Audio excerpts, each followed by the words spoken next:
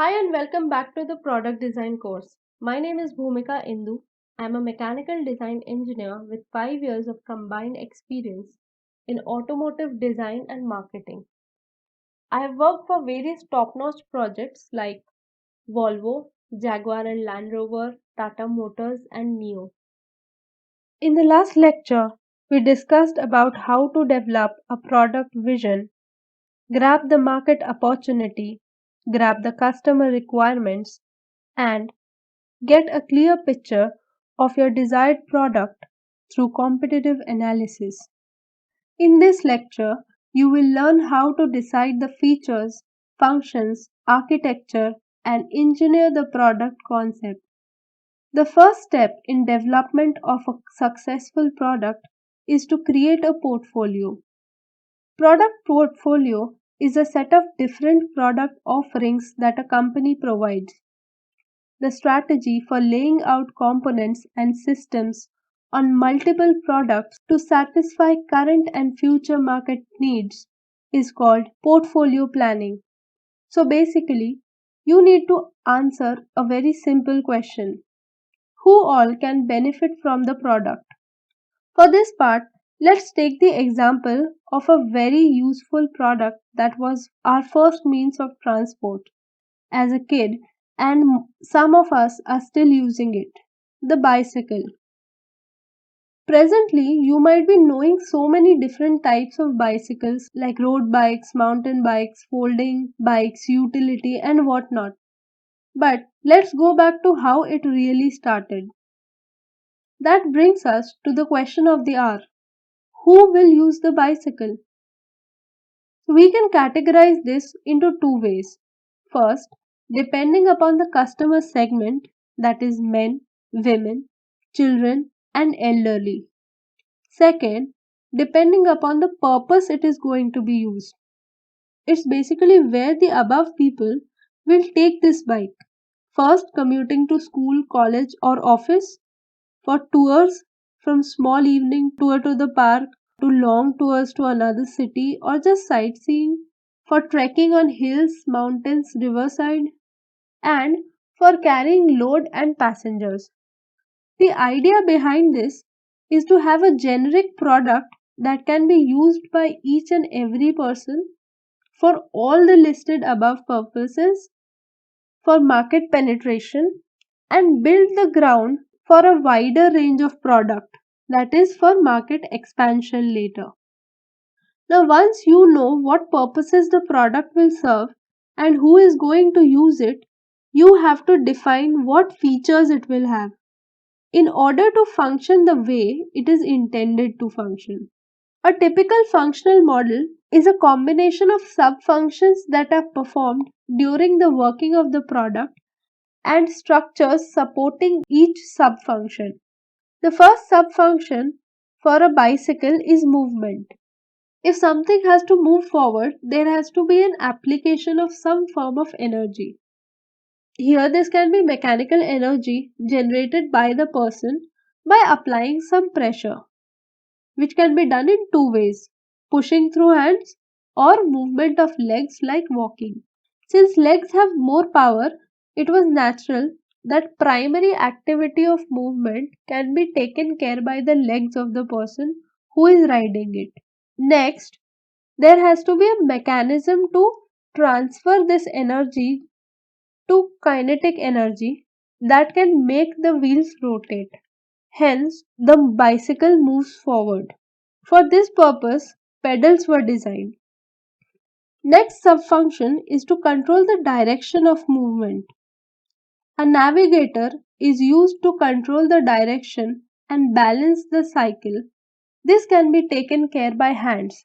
So handles were designed. The first bicycle in 1817 was a two-wheeled and steerable running machine. Men used legs to run on the streets and lifted them up when wheels started rotating.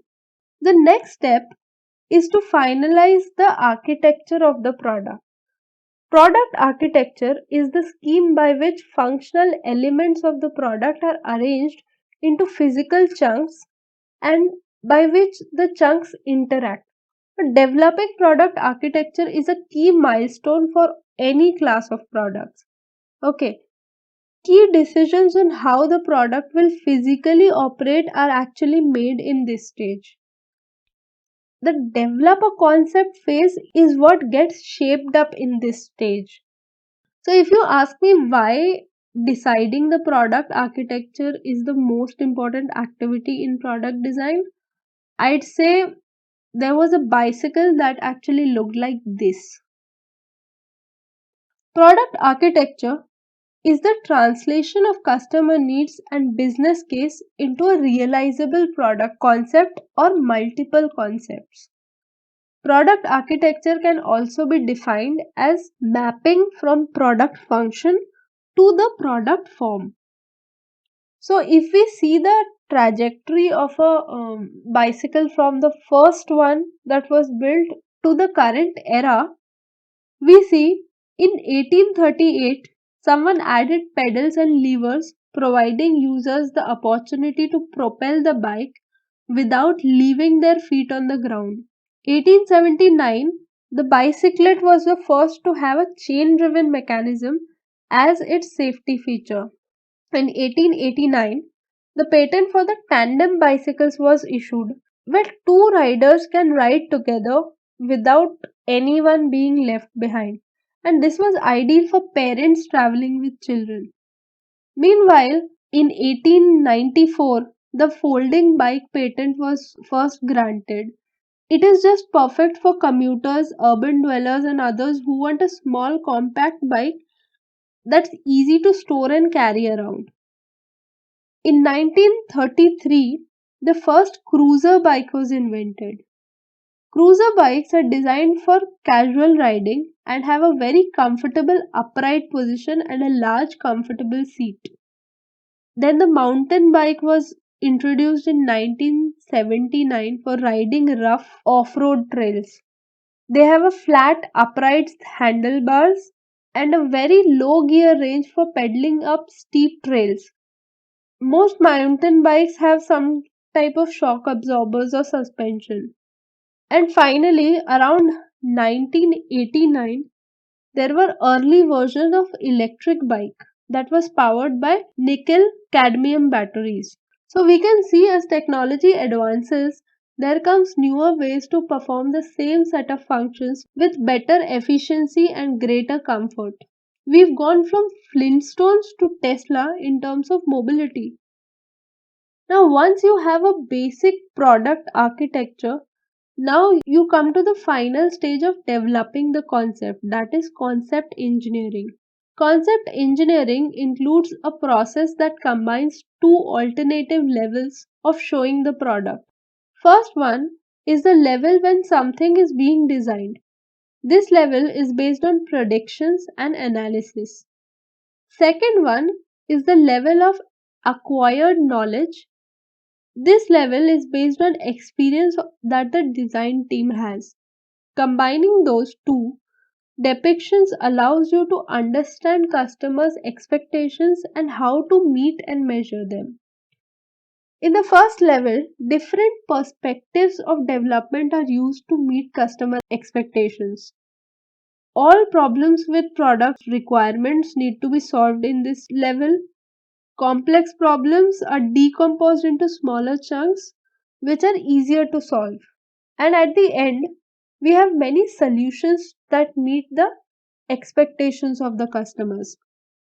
Today, if we want to start a bicycle company, we have so many variations like road bike, mountain bikes, cruiser bikes, city bikes, folding bikes, recumbent bikes, tandem bikes, and the adult tricycle. After this, in the second level, we choose the right product concept.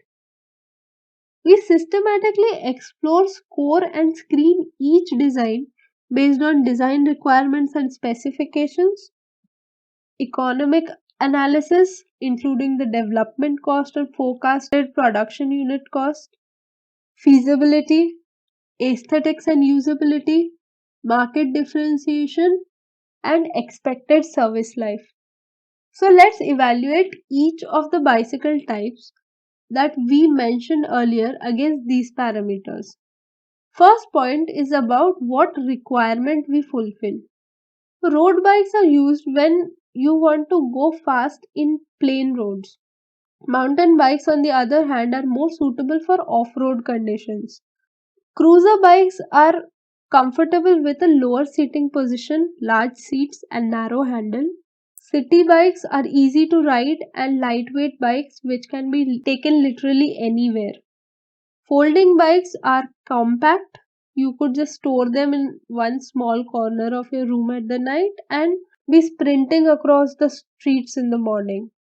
Recumbent bikes are a complete luxury with a semi sleeper seating position, and you can ride them without having to bend your legs, making it ideal for arthritis patients. Tandem bikes can carry two people or more depending upon their make, and adult tricycles come with a carrier at the rear to keep your luggage. Typical cost range for each of these bikes in India is 5 to 12,000 rupees for road bikes. Mountain bikes are a bit more expensive because they have suspensions for shock absorption. So they cost around 10 to 20,000. Cruiser bikes and city bikes are lower priced. So they can come around 4 to 10 and 3 to 8,000 respectively. Folding bikes can go up to 15 to 25,000 or more.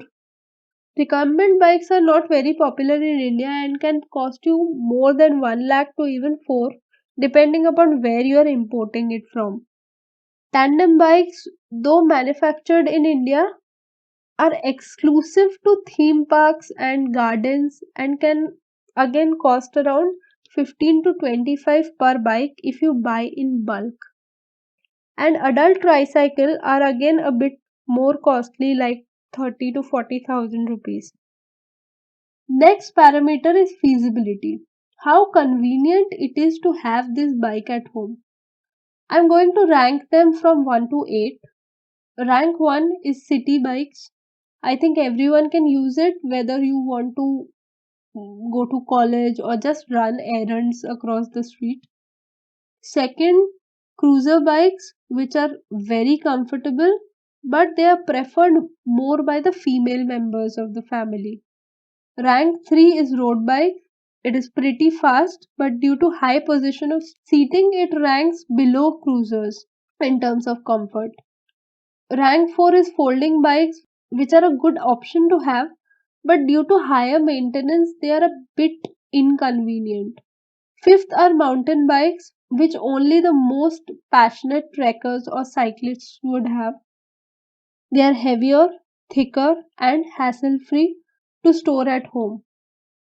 Tandem bikes, adult tricycles, and recumbent bikes are special purpose bicycles and have no meaning for normal people, and hence I rank them lowest. Talking in terms of aesthetics, mountain bikes look really cool. Cruisers are stylish. City bikes are simple and cute. Folding bikes looks classy depending upon who's carrying it.